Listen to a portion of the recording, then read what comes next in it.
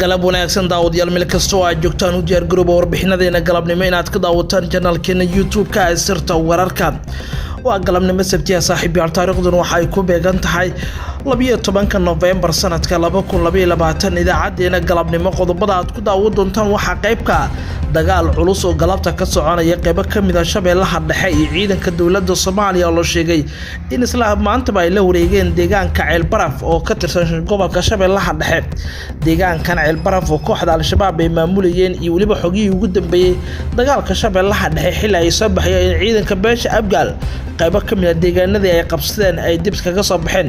xal miyaa laga gaaray khilaafkii arintaas ka dhashay wararkii ugu dambeeyay ayaan ku soo gudbin doonaa xaaladda Shabeellaha Dhexe wararkeena kale waxa qayb ka ah Mareykanka oo qaaday weeraro lagu laayay xubno kamid ah kooxda Al-Shabaab duqeymahan dhanka cirka oo ay codsatay dawladda Soomaaliya halkee laga fuliyay Mareykanka oo xaqiijiyay duqeyntan inay gantaalo la heleen xubno kamid ah mintidiinta Al-Shabaab tirada la dilay iyo macluumaadka cusub ee Mareykanka uu soo saaray ayaan ku soo bandhigi doonaa madaxweynihii hore ee Soomaaliya Maxamed Cabdilaahi Farmaajo lagu eedeeyay inuu wado qorshe halis ku ah dagaalka Al-Shabaab xilli Farmaajo la sheegay in si shakhsi ah uu soo wacay beelaha qaarkood oo ugu baaqay inaysan dagaalamin oo Al-Shabaab aan laga saarin asagoo ka soo horjeeda duulaanka lagu ciribtirayo kooxda Al-Shabaab haddaba xogo la yaab leh oo Farmaajo loo haysto oo la soo bandhigay iyo dadku soo wacay Farmaajo qaarkood xogtani banaanka keenay waa maxay sababta u diiday in Farmaajo la ciribtiro Al-Shabaab dalkana laga saaro warbixin ayaan ku soo gudbin doonaa maxay ku haystaa Eritrea askarta Soomaaliyeed ee tababarkooda dhameystay 2 sano ka hor wali iska jooga xeryaha lagu tababaray ee dalkaas Eritrea shan xaqiiqo oo ku saabsan sababta Eritrea u haysto dhalinyarada Soomaaliyeed ayaan ku soo gudbin doonaa mid ka mid ah deegaanadii laga xuriyay Al-Shabaab oo cidla ah iyo xildhibaan Jacfar oo hadlay xildhibaan Jacfar hadallada uu jeediyay eedeynta uu jeediyay hogaamiye Axmed Qoorqoor oo la sheegay in Qoorqoor uu sama diyaarba u hayn in Al-Shabaab laga saaro galgaduud iyo waliba sidoo kale mudug qaybo kamid ah eedeymo culus oo loo jeediyay oo aan soo gudbin doonaa kama marna saaxiibayaal sheekh caan ah oo waa koox hubaysanaya imaam caan ah oo masjid ah ku dilay magaalada Muqdisho imaamkan la dilay iyo macluumaadkiisa aan ku soo gudbin doonaa qodobadaan iyo kuba kale ayaan ku faahfaahin doonaa saaxiibayaal wararkeeni subax waa wararkeeni galabnimo qayb ka noqon daawadayaasheena ku xiray channelkeena YouTube-ka ay sirta wararka calaamada guduudan ee ku muuqato subscribe inoo dhig gambarelkana taabo nagu soo biir waxay ka dhigan tahay inaan qayb ka noqdo daawadayaasheena sida maalinlaha ah xogta iyo waliba warbixinada u hela anigu dabaashaah ayaan idin waramaya daawadayaal aan ku bilaabay xaaladda Shabeellaha Dhexe intii wararkeeniiba daawatayba waxaan idin la wadaagnay macluumaad la xiriira in khilaaf uu ka tagnaa howlgalka Shabeellaha Dhexe oo xitaa taliyaha militariga Soomaaliya General Odabaha Yuusuf Raagi la sheegay inuu amray ciidamada qaarkood ay dib u soo noqdaan inkastoo arintaas diidmo xoog leh ay muujiyeen qaar ka mid ah xildhibaanada beesha Madulood ee duulaankani ku jiray oo uu ku jiro xildhibaan Kabaale iyo waliba xildhibaan Xaadole oo dhammaantood diidmo cad arintan ay ka hor keeneen laakiin macluumaadkaas ayaa hadda wax badan iska soo tarayaan waxana la sheegay isla markiiba in xal laga gaaray arintan macluumaadka la qariyay aan helnay ayaa xaqiijinaya in General Odabaha Yuusuf Raagi uu ka carooday howlgalka oo hab daciif ah ku socday asaga oo waliba dareensan inay imaan karto xaalad kale oo halis ah oo ka dhalan karta in ciidanka dhexda loo galo ay go'doon galaan laakiin waxa la sheegay in ugu dambeyn xildhibaanada beesha Madulood iyo Abgaal oo ku adkaystay inaan laga soo bixi karin deegaano dhalinyaro badan ay ku dhinteen noloshooda lagu waayay maalmo dagaal ka dhacay deegaanada taliyaha ku taliyay in laga soo baxo waxa qayb ka ah deegaanka masaajidka Cali Guruud iyo deegaano kale oo istiraatiiji sida macluumaadka ay ku waramayaan ugu dambeyn ciidamada ayaa la sheegay in howlgalkooda dib u sii wateen ciidamada ayaa maanta dagaal dhacay kadib waxay la wareegeen deegaan muhiim ah oo lagu magacaabo Ceel Baraf ciidamada dawladda ayaa la wareegay deegaano ka tirsan Shabeellaha Dhexe waxaana deegaanka ay la wareegeen qayb ka ah deegaanka Ceel Baraf iyo waliba sidoo kale deegaan lagu magacaabo Cadaley oo dhammaanba qayb ka ah deegaanada kooxda Al-Shabaab ay joogeen waxaana xogtan helnay xaqiijinayaan in deegaanka Ceel Baraf oo Al-Shabaab ay ka talinayeen dhowr maalmood laakiin ciidanka dawladdu hadda ay cagta saareen ciidamada dawladda ayaa u muuqanaya kuwa isku fidinaya meelo badan oo kamid ah gobolka Shabeellaha Dhexe Shabeellaha Dhexe intiisa badan hadda tuulooyinka qaarkood gacanta dawladda ay ku jiraan marka laga reebo deegaano yar oo faraku tirisa oo kooxda Al-Shabaab ay ka joogaan gobolka meelaha ay joogaan waxa qayb ka aaga Basra oo Shabeellaha Dhexe kamid ah iyo waliba Aadan Yabaal iyo tuulooyin kale oo Ruud hoostaga kuwaas oo la sheegay in wali kooxdu ay ku sugan yihiin militariga Soomaaliya ayaa la sheegay in diyaar u yihiin in dhammaan Al-Shabaab ay ka saaraan deegaanadaasi laakiin waxa la sheegayaa isqa qabsi iyo khilaaf oo ka dhex jira hogaanada ciidanka dhexdooda ay sababtay in howlgalku oo sidoo hore ku socon macluumaadka ayaana ku waramaya in xaaladda Shabeellaha Dhexe u muuqato mid wali isqa qabsi xoog leh ka dhex jiro iyo isfaham waa laakiin ugu dambeyn ciidanka ayaa maanta gaaray deegaanka Ceel Baraf ee Shabeellaha Dhexe oo deegaan istiraatiiji ah marka la joogo Shabeellaha Dhexe qaybna ka howlgalka socda ee gobolkaas howlgalkan oo ay dib u xureynta ciidamada beesha Mudulood wajiga koowaad waxa la sheegay in la soo gabagabeeyay ayadoo wajiga koowaad lagu soo gabagabeeyay deegaanada hadda la xureeyay waxaana la sheegay in deegaanada kale loo gudbi doono oo ay ku jirto wajiga labaad waxa ku jira degmada Aadan Yabaal oo deegaan istiraatiiji ah oo ay dawladdu qorsheynayso in hal mar la qabto dhinaca kale diyaaradaha dagaalka ee Mareykanka ayaa duqeymo culus geystay xilli dawladda Soomaaliya la sheegay inay codsatay duqeyntan dhanka cirka ah ee dhacay taliska ciidanka Mareykanka ee Afrika ayaa xaqiijiyay in Mareykanka duqeyn dhanka cirka uu ku dilay 17 kamid ah maleeshiyada Al-Shabaab kadib codsi ka yimid dawladda Soomaaliya sida lagu daabacay war-saxaafadeed ka soo baxay Afrika ma jiro waxyeelo ka dhalatay dhimasho ama dhaawac duqeyntan soo gaartay dadka rayidka codsi ka yimid dawladda federaalka Soomaaliya ee taliska Mareykanka ee Afrika ayaa qaaday weerar ballaaran oo xagga cirka ah kaas oo lagu difaacay dadka shacabka iyo ciidanka Soomaaliyeed Al-Shabaab ayaana weerarkan lagu qaaday oo dhowr gantaal lagu dhuftay ayaa lagu yiri bayaanka Soomaaliya ayaa wali xubin laga marmaan u ah xasiloonida amniga ee waliba dhammaanba bariga Afrika ciidamada Mareykanka ee Afrika ayaa sii wadi doona tababarada la talinta iyo waliba sidoo kale ka qayb qaadashada caawinta ciidanka Soomaaliyeed ee duqeymaha dhanka cirka ah ee lagu la dagaalamay Al-Shabaab ayaa la raaciyay bayaankii ka soo baxay taliska ciidanka Mareykanka waxa uu qiray in Soomaaliya xubin muhiim ah u tahay marka la joogo xasiloonida amniga dhammaanba bariga Afrika iyo waliba geeska Afrika intaba saadarteena Mareykanka ayaa si cad u sheegay inuu ka qayb qaadanayo howlgalka ka dhanka kooxda Al-Shabaab ee duqeymaha dhanka cirka ah duqeyntan ayaa dhacday 9kii bishan kadib markii ciidanka xoogga dalka Soomaaliya ay ka hortageen maleeshiya kamid ah Al-Shabaab oo weerar qorsheynayay deegaankan Afrika waxay sheegtay in qiyaastii 285 kilomitir dhanka waqooyi bari kaga beegan tahay magaalada caasimadda Muqdisho meesha la duqeeyay oo gantaaladu ay ku dhaceen Africom ayaa sheegtay in deegaankan la duqeeyay ay ahaa deegaan istiraatiiji ah oo kooxda Al-Shabaab ay joogeen halkaas ay ka soo abaabulayeen weerarka taliska Mareykanka Africom ayaa sheegay inuu sii wadi doono qiimeynta natiijooyinka howlgallada waxayna bixin doonaan macluumaad dheeraad ah oo ku saabsan habka ugu habboon ee howlgalkaas u dhacay iyo haddii khasaaro ka soo gaaray dadka rayidka ayaa lagu yiri bayaan ka soo baxay taliska Africom inta badan duqeymihiisu waxay ka ilaaliyaan in dadka rayidka ay waxyeello ka soo gaaraan duqeyntan ayaa ka dhacday deegaano hoostaga gobolka Hiiraan gaar ahaan waliba xadka u dhaxeeya Hiiraan iyo Shabeellaha Dhexe meel u dhow degmada Aadan Yabaal ayuuna duqeyntan ee dhacday 9kii bishan waxaana duqeyntan la sheegay inay codsatay dawladda Soomaaliya in halkaas la duqeeyo maadaama la sheegay in Al-Shabaab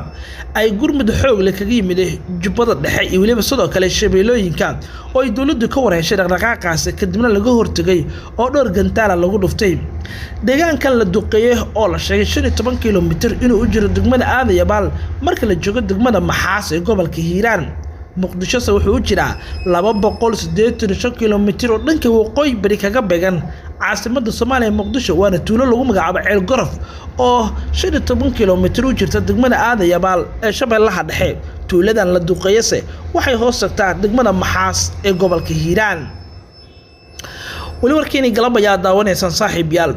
madaxweynihii hore ee Soomaaliya Farmaajo waxa lagu eedeeyay inuu wada qorsho halis ku ah dagaalka Al-Shabaab lagu xoreynayo isagoo diidan in Al-Shabaab lala dagaalamo oo dalka laga saaro